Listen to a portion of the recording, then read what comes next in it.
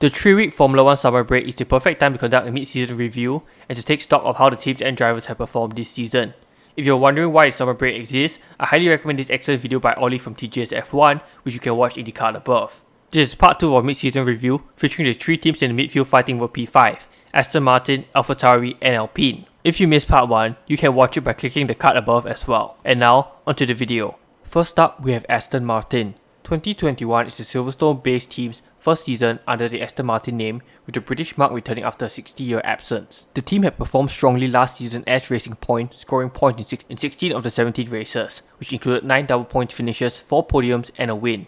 The strong performances from the team allowed them to claim 4th in the Constructors, overcoming a 15-point penalty. The Aston Martin AMR 21, being based off the RP20, was disadvantaged due to the changes in the floor regulations for 2021. These regulation changes affected low-rate cars such as the Aston Martin more than the high-rate cars, something that the team wasn't too happy about, to the point where team principal Otmar Safnir hinted that the team could even sue the FIA over the regulation change. Needless to say, the team's performances took a large hit, with the team having just 7 points finishes, 2 double points finishes and 1 podium in the 11 races so far. The team originally scored 2 podiums, but Vettel's post-race disqualification for a fuel infringement in Hungary saw the podium taken away, consequently seeing the team drop to 7 in the Constructors' standings. Looking at the past 6 years of results, 2021 certainly stands out as one of the more disappointing years, especially now that the team has the funding it needs. But as I said earlier, this is partly caused by regulation changes, something you can't entirely blame them for. But it has to be said that the team hasn't really done enough to attempt to rectify the situation as Mercedes did, to maintain a certain level of performance. This could be down to the team focusing more of its efforts on the 2022 car, but if it is the case, I do hope that the team's 2021 sacrifice pays off next year. As such, I will be giving the team 6 out of 10 for the first half of this season. Now, onto the drivers, Lance Stroll and Sebastian Vettel. I think it's been a bit of a mixed bag for both drivers this season, and surprisingly, the drivers are actually relatively even in the head-to-head, with Vettel performing better on Saturday, while Stroll performed better on Sunday. Now, I'll look at each driver specifically, starting off with Lance Stroll. This season hasn't really been the best for Stroll, though it's by no means a poor season. There aren't really any standout moments for him this year, and hence there isn't really much to say. He was unlucky in Azerbaijan to suffer from that tyre failure which threw his Aston Martin into the wall. If not for that crash, he probably would have scored some good points that day, seeing that his teammate Sebastian Vettel managed to grab a podium in the chaotic race. If you ask me, the lowest point of the season so far is probably in Hungary, where he braked too late and wound up applying to the rear of Leclerc, taking him out of the race while damaging the McLaren of Daniel Ricciardo. I honestly didn't expect Stroll to be making that mistake, seeing that he tends to be one of the better wet weather drivers, but it just happened. With that, I find that I can only give Stroll a 5.5 out of 10. As for Sebastian Vettel, he had a slow start to his time with Aston Martin, being beaten by Stroll in the first 2 races and failing to score in the first 4 races. Monaco seemed to be the turning point of his season as he scored his first points, holding off Pierre Gasly for P5. And he followed that up with P2 in Azerbaijan, before scoring points again in France. Unfortunately, Vettel hasn't scored in the 4 races since then, but he has still looked competitive next to Stroll, losing out in 3 out of 4 races, but only on merit in the Styrian Grand Prix and the British Grand Prix. The latter being due to a mistake, spinning out at left field and damaging his car. The third instance, which came about in Austria, was the result of him being hit by Kimi on the last lap, while in 12th, allowing Stroll to pass him. Hungary then saw Vettel cross the line in P2. However, this was cruelly taken away post-race for a fuel infringement caused by a fuel system failure. Taking everything into account, I will give Vettel a 7 out of 10. I'm really glad that he has managed to get up to speed in the Aston quickly, scoring that podium in Azerbaijan and crossing the line second in Hungary. Of course, it was a disappointment to see that podium taken away in Hungary, but I hope there will be more podiums to come in the near future. With that, that's all we have for Aston Martin here. Our overall rating is 6 out of 10 for the team, 5.5 out of 10 for Lance Stroll, and 7 out of 10 for Vettel. Up next, we have AlphaTauri. 2021 is the Italian squad's second season running under the AlphaTauri name, with last season being its most successful season yet, points-wise, which also included its second win. For 2021, it's fair to say that based on their current performances, they are set to have their best season points-wise. AlphaTauri are the only team on the grid that has scored in every race so far, and they have also scored 1 podium courtesy of Gasly in Azerbaijan. The team has been really strong on Saturday, with Gasly making it the Q3 at nearly every race. Unfortunately, AlphaTauri have not been able to translate their pace on Saturday to race pace on Sunday. There have been numerous instances of both drivers falling back in the races, which is something that team boss Franz Tost has noted. Looking at their past 6 years of results, it's fair to say that the team has improved massively across the years. In 2016, the team racked up 45 points with a year-old Ferrari engine.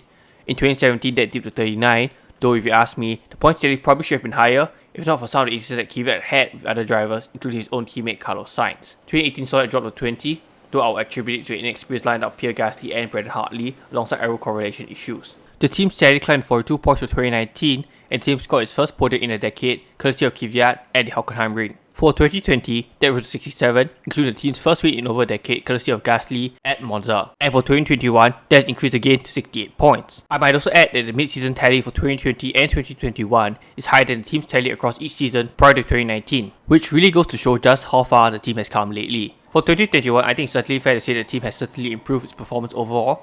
Despite lack of a win, and the rookie replacing veteran, the team has actually managed to score more points than it did last year by round 11. For their effort, I'll give the team a 7.5 out of 10. And now, onto the drivers, Pierre Gasly and Yuki Tsunoda. Needless to say, the head-to-head is a landslide victory for Gasly, who is expected to be winning anyway, owing to Tsunoda's lack of experience. Though I will admit that Gasly's total domination of qualifying came as a surprise to me, since I thought that Tsunoda had looked strong in qualifying last season in F2. Now, I'll look at each driver specifically, starting off with Pierre Gasly. I think Gasly has done a brilliant job this season, driving the wheels off the AlphaTauri.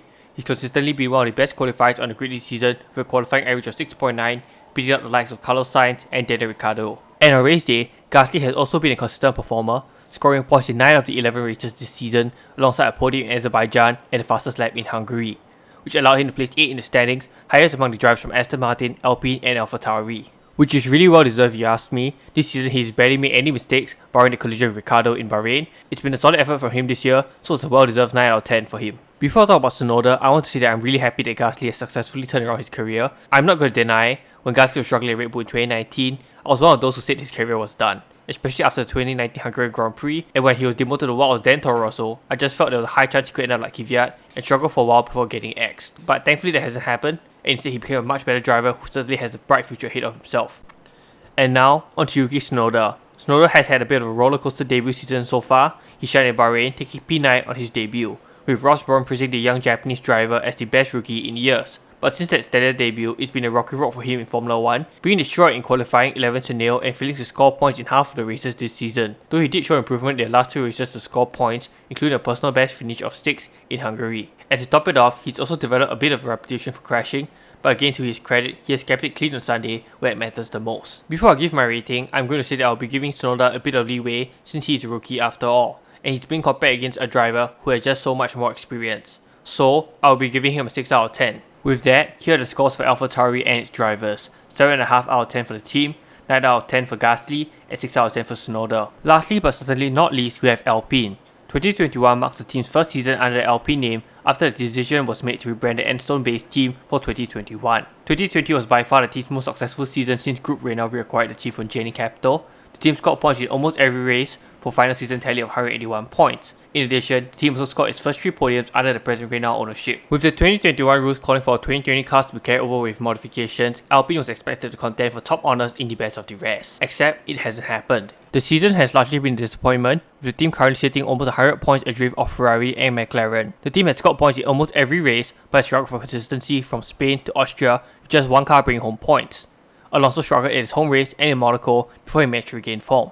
But once Alonso had regained his form, Ocon started having issues with the car all the way until the British Grand Prix, where he received a new chassis. Since then, both cars finished in the points for the British and Hungarian Grand Prix, with Ocon taking a shock win in Hungary, which gave the team something to celebrate about before the summer break. And to the team's credit, they weren't being delusional with themselves about the car's performance, with senior staff Marcin Bartowski and Alan Perman being very realistic about the car's performance, which isn't as competitive as last year, or even the 2018 car if you wish to look further back. And look at the past 6 years of results. For the first 11 rounds, you start asking yourself a question: what's going wrong at Alpine this time? Seeing that it's not the first time they have struggled after making a big leap in the previous season. I would assume this is in part due to the team focusing more on 2022, but if it is the case, I do hope that the team's decision pays off. Now, onto the drivers, Fernando Alonso and Esteban Ocon. I personally have to admit that these two drivers were much closer than I expected, with both drivers being relatively even in the head-to-head, with Alonso having the edge on Saturday, while Ocon has the edge on Sunday. Now, I will look at each driver specifically, starting off with Fernando Alonso. I think it's fair to say that his comeback has been a success by all metrics, and especially when compared to the more recent comebacks. He's been really consistent this season and is currently on a 6 race point streak. I'll say the season highlight for him was probably the Hungarian Grand Prix. The way he defended and held off Hamilton for 10 laps at Hungaroring was simply impressive. And if you ask me, I think he sent out a very strong message that day: I haven't lost any speed and I'm too hungry for success. Something you really have to be impressed by, considering his age, which is nearly double that of the youngest driver on the grid, which is Yuki Tsunoda. With that, I'll give Alonso an 8 out of 10 for this season. As for Esteban Ocon, it's been a mixed season for him so far. He was great in the first 5 races, barring aside, which definitely helped him in receiving a contract extension before his home race.